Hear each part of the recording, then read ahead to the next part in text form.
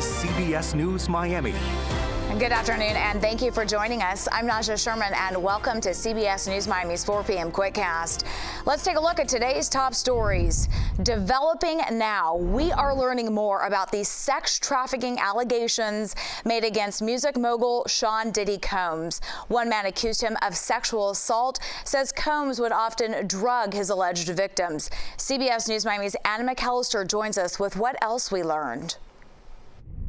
So we went to Star Island this morning, but we were told by security that media was not allowed on the property, so that's why we're on Watson Island. It's just right down the street. And in my hand, this is the latest lawsuit filed against Diddy. It's nearly 100 pages, and on almost every single page of this document are explosive allegations against the rapper. New police body camera footage obtained by CBS News Miami shows the moment 25-year-old Brendan Paul, an alleged drug mule for music mogul Sean Diddy Combs, was arrested for possession of cocaine and marijuana candies Monday at the Opa-locka Executive Airport. Diddy has been hit with 5 lawsuits over the last 4 months, accusing the rapper of sexual assault, sex trafficking, and abuse. The latest lawsuit, filed on behalf of music producer Rodney Little Rod Jones, accuses Diddy of sexually assaulting, harassing, and drugging him and others. Jones's attorney claims that Diddy took Jones and numerous others across state lines multiple times with the intention of having sexual encounters. Spencer Couvin, an attorney who represented several Jeffrey Epstein victims, explains that this is just one way people can be trafficked. It could be as simple as arranging for a man or a woman to travel across state lines or country borders for a party that they know is going to involve sex. So it doesn't necessarily have to be a complex organization of multiple women or men that are trafficked. It could be a singular individual. It could be multiple individuals over time, or it could be one person over many months or many years. And right now, Diddy's whereabouts are unknown, but he's not facing any charges at this time, and he and his attorney are denying all of these allegations. But coming up at 5 o'clock tonight, I'm going to have more explosive details from this latest lawsuit, including drugs, minors, and sex. But for now, reporting from Watson Island, Anna McAllister, CBS News, Miami. The investigation into what caused a ship to crash into a Baltimore bridge is just getting started, but the process will not go quickly. CBS News Miami's Natalie Brand reports from Baltimore, Maryland. New video shows the salvage operation underway as federal and state agencies use sonar equipment to survey the area where the Francis Scott Key Bridge collapsed. Divers recovered 2 bodies Wednesday, and 4 other construction workers are presumed dead. Our hearts are with the families, and to all the families, we are so sorry for this tragedy. Maryland State Police identified the men found as 35-year-old Alejandro Hernandez Fuentes, originally from Mexico, and 26-year-old Dorleon Castillo Cabrera from Guatemala. Among the missing, Minor Yasir Suazo Sandoval, a father of 2, described by his brother as kind and big-hearted. When you were talking to him on Sunday, did you ever think that was going to be the last time you saw him? No.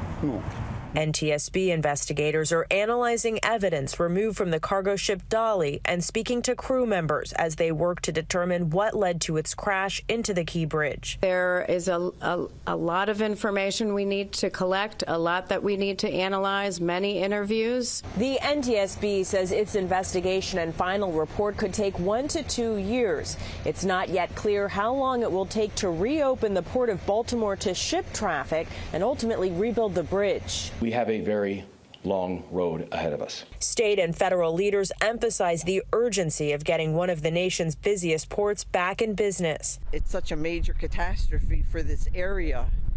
And it's just surreal. It's just like I can't wrap my mind around the fact that that whole bridge is actually gone.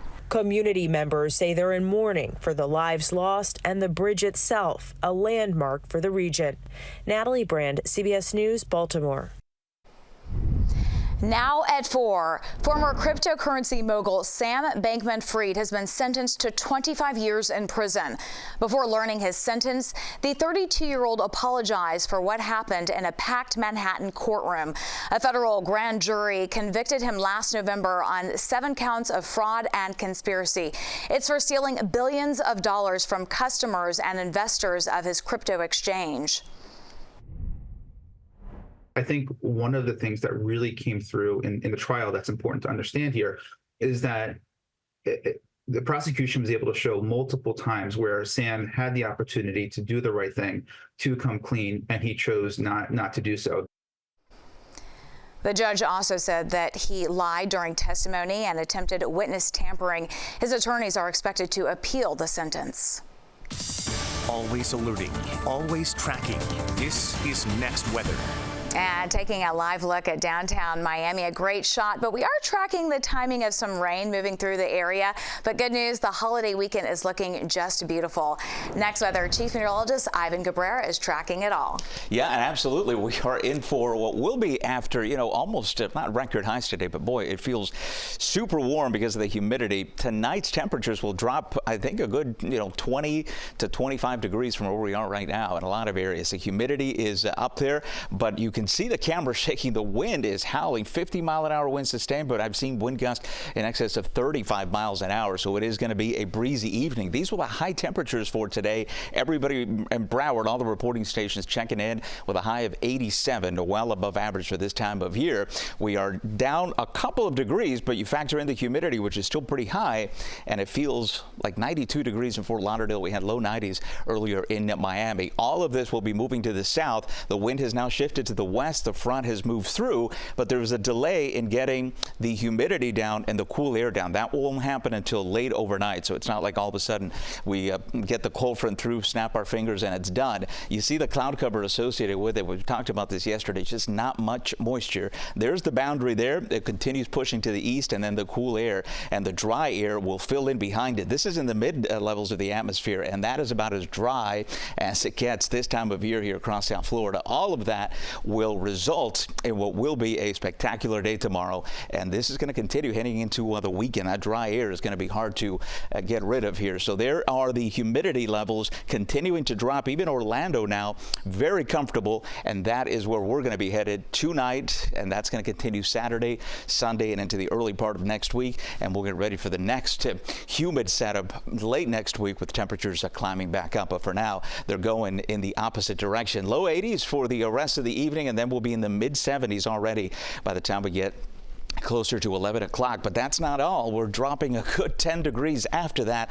When you see Kendall there at 61, I would not be shocked tomorrow if some of us wake up with perhaps temperatures right around 59 degrees. So we can still do that this time of year, although it's becoming, more and more rare. There you see the temperatures continuing at the tumble. So a cool start tomorrow. High pressure builds in, and then it's just not much to talk about here except fantastic weather Saturday heading into Easter as well. So that's going to set up for a lovely day coming up. Temps in the upper 70s to near 80. We hold on to the 60s overnight, and then we start the climb. Dry weather, by the way, next week until we get towards the tail end of the week with temperatures increasing to near 90. All right, thank you, Ivan. When we come back, a shakeup for Miami Beach during spring break season. The decision from one city leader next. Now to the city of Miami Beach. The city manager for Miami Beach and the person who spearheaded the city's spring break crackdown is resigning. A spokesperson for the city confirmed that Alina Hudak submitted her letter of resignation just hours ago.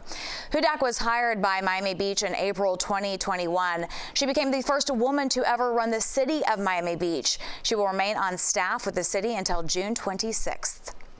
On Capitol Hill, two big decisions did not come down today. The clock is ticking for Florida justices to make a decision on the ballot measures. One would legalize recreational marijuana. The other would safeguard abortion access in the state. Deadline is Monday for the High Court to decide whether the measure will appear on the ballot. The court is closed tomorrow for Good Friday. If justices green light them, they would then go to the statewide ballot in November.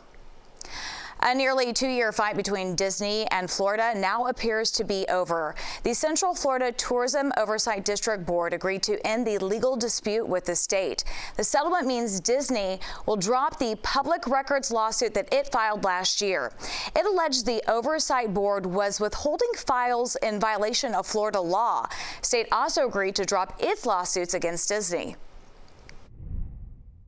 We have an interest as a state in moving forward to make this region very strong. This tourism oversight board and that district is a big part of that. And I think that there's going to be ways where, we can do things that are in the best interests of the state of Florida. And I think Disney can be a part of that. The war of words between Disney and Governor DeSantis first started back in March of 2022. That's when Disney's CEO voiced his opposition to the state's so-called Don't Say Gay law. Broward County Public Schools is now ordered to pay up. It's after a state board found the school district failed to comply with state law. The board says it owes about $80 million to charter schools in the county. The Florida Board of Education gave the district until its next board meeting on April 17th to get into compliance. If the district fails to comply, it could face sanctions that include withholding the transfer of funds. The issue involves a referendum that voters approved in 2018. It was for teacher raises, mental health, safety, and security. School board agreed to share a portion of the money with charters. Happening tonight, the multi-million-dollar Powerball jackpot still up for grabs. This comes after no one won last night's $865 million jackpot. Those winning numbers are 37, 46, 57, 60, 66. The Powerball 8. The next drawing for Powerball is Saturday, and remember, you can watch the drawings live right here on CBS News Miami. Baseball fans, the wait is almost over. It is the Miami Marlins opening day at Lone Depot Park. The Fish worked out at the park the last few days. They open up against the Pirates. And just one day before the start of the season, Miami made a trade with the Yankees. The deal also involves the Rays. In return, the Fish get a pair of outfield prospects, wishing them a fantastic season. That is the CBS News Miami Quickcast. I'm Naja Sherman. Stay tuned for more news right here on CBS News Miami, and have a great day.